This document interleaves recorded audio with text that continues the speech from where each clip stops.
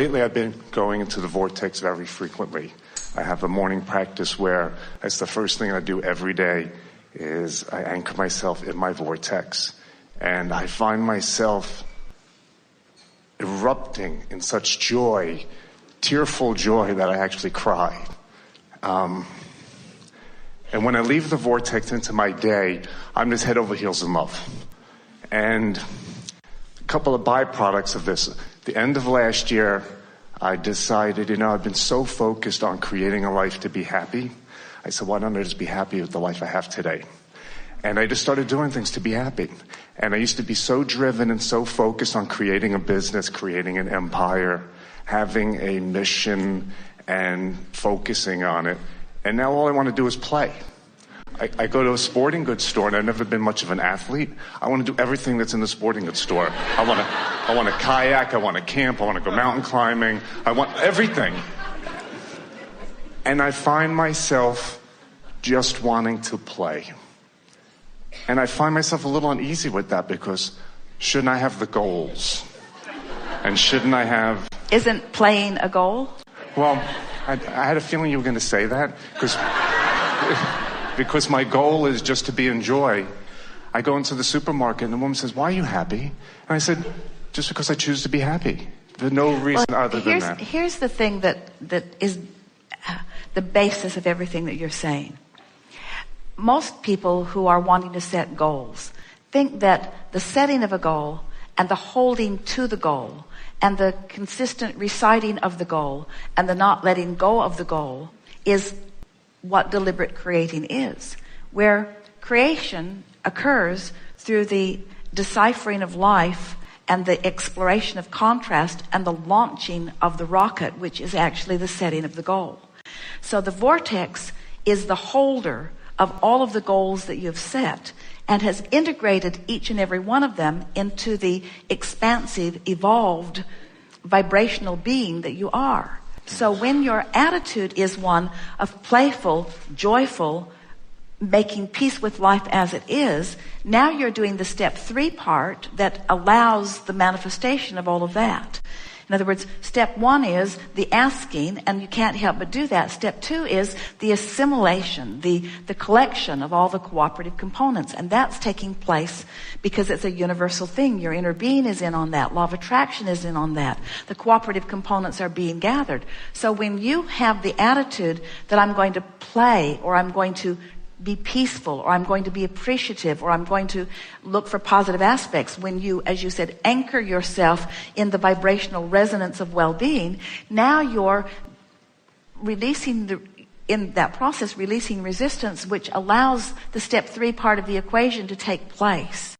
So goal setting is far different than most people think it is. Most people have trained themselves to believe that well-being is hard to come by, that you have to ferret it out, that you have to really find some way of deserving it, that you have to justify your well-being in it, and that most of all, that has to be done with strident, stringent, hard work. And all of that is counterproductive. So much so, we play with these cards almost every time. These are manifestation, money, and the law of attraction cards, but they're really good affirmation cards to get you in a vibration that will allow the manifestation of what you want. But even in the effort of reading these cards from a place of not feeling that you are there is a counterproductive backlash that takes place. I can see my world through the eyes of source. Well, when you're in the vortex, that card is appealing. But when you're not in the vortex, you hate your world and you hate the eyes of source. In other words, the law of attraction adds power to both problems and solutions. Well, that's helpful. Nothing is more important than I feel good. Deep doo-doo there.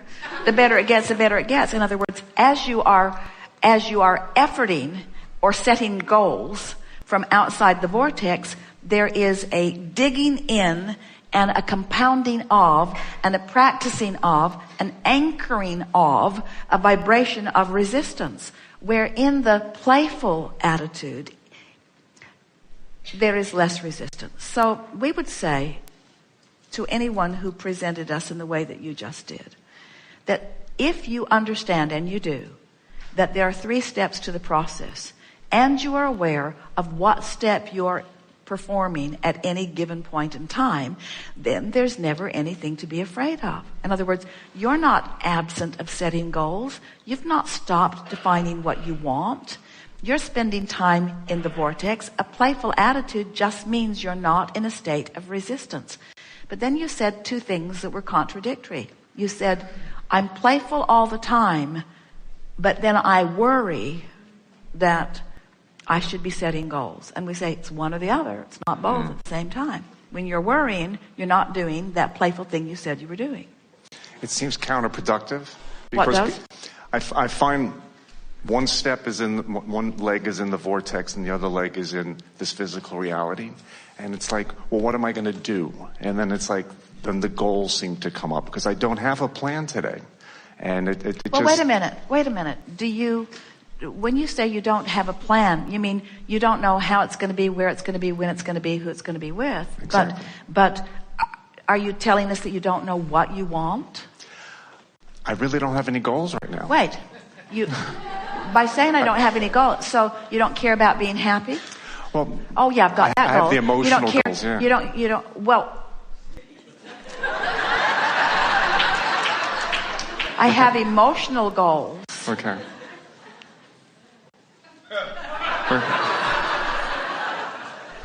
Oh yeah, I've got all that. I've got those core goals, Abraham. I've got those goals I was born with. I've got those goals that I've been ferreting out and putting into my vortex. Oh yeah, there's that vortex goal thing going on, Abraham.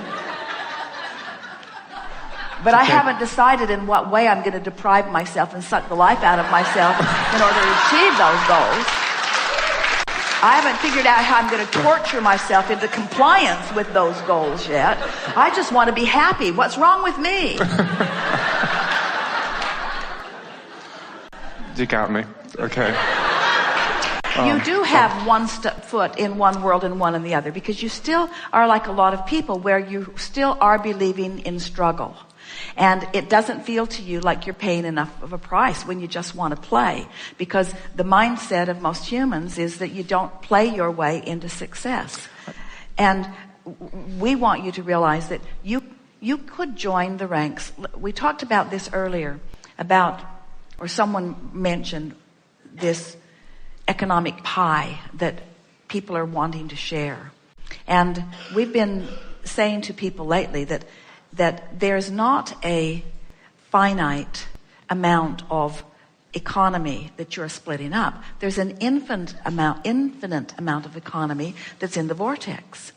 But when you believe that there is only so much that you're sharing, rather than an infinite amount that you will be guided to, you have a different stance in all of this. So much of the world is outside the vortex. In other words, not understanding that they are vibrational beings, and not understanding that things are always working out for them, and not understanding that there is a version of them, which includes everything that they want, that is calling them. Most people believe that it is through their action and through their hard work and through their determination that they will make things happen. We are not in disagreement with the fact that you can make things happen by deciding that you're going to do it, by determining it, by writing it in your book, and by making sure that you do it. In other words, we know that you can effort and you can accomplish, and that much of your world is functioning in just that way. But this is a forum where we are teaching you about the power of the universe. This is a forum where we are teaching you about the power of what's in your vortex and your much easier access to it than anyone understands. And you're right. You can't have it both ways.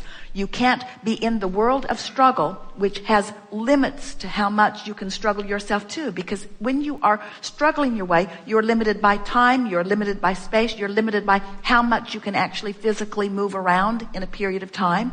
There are definite limitations to that. That's a working by the hour. That's the process of going through the motions. That's the process of doing everything that you can physically extract or call forth from your physical beingness. But it is not utilizing the power that creates worlds. It's not utilizing the energy. It's not utilizing the law of attraction. And that's why so many people are discouraged and so many people are tired, because they're efforting, bucking their own current. So when we talk to you about the vortex, when we talk to you about energy, when we talk to you about emotions, when we talk to you about alignment and resonance, we're talking about doing the work that matters most first, and that is aligning with that energy and thereby becoming the cooperative component to the things that you've already put there. And things begin to move in your favor that require no effort. It just requires being flexible enough that you can move in the direction of what's calling you in the strongest way. That's what true inspiration is. That's what divine intervention is. That's what aligning with the fairies of the universe is, you see. There's so much leverage in alignment and so much hard work without it.